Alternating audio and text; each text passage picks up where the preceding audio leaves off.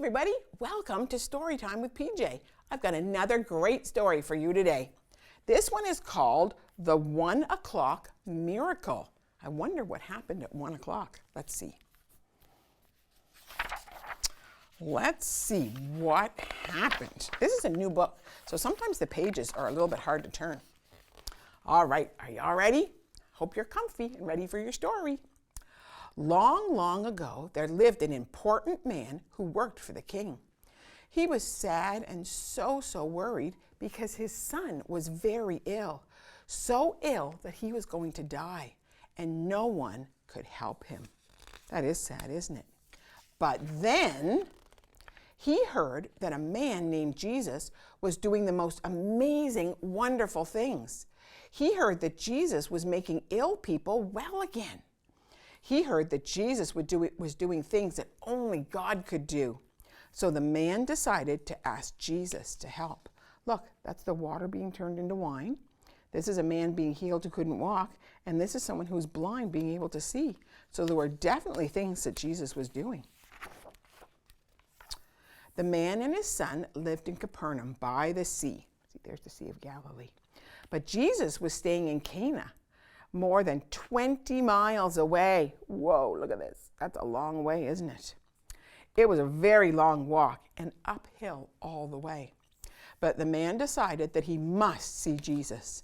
So he said goodbye to his son and his family, and he set off to see Jesus. Up the hill he walked and sometimes ran because he wanted so badly to see Jesus. The sun went down, the night was dark, and the stars were bright, but the man didn't stop. That man really wanted to get to Jesus, didn't he? Huffing and puffing, he walked and sometimes ran, hurrying to see Jesus. The sun came up, the morning arrived. Oh, but there was still a long way to go. Puffing and panting, the man walked and sometimes ran because he needed to see Jesus. At last, at 1 o'clock in the afternoon, the man reached Cana, the town where Jesus was. Look, see, it says, "Welcome to Cana." He had walked and sometimes run, and now at last he was able to see Jesus. "Please, sir," he said, "my son is dying. Please come with me. Please make him better." The man knew that if Jesus came with him and touched his son, the boy would be well again. But Jesus just said, "Go." What? Go home without Jesus?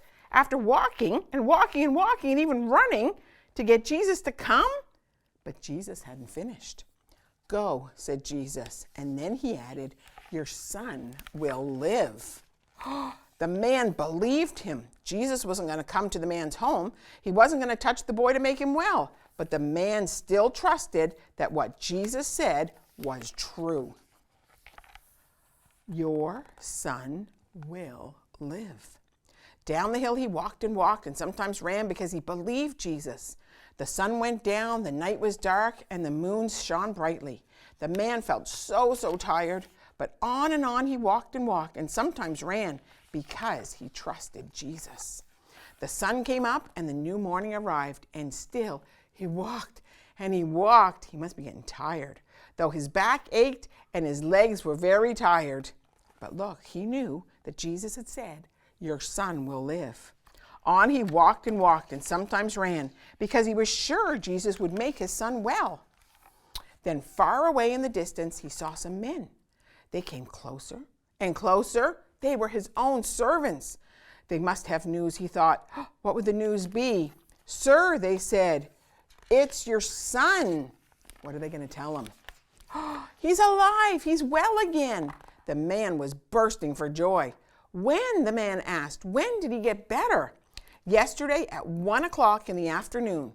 "1 o'clock? 1 o'clock," the men replied. Then the man remembered. It was 1 o'clock when he saw Jesus. It was 1 o'clock when Jesus said his son would live.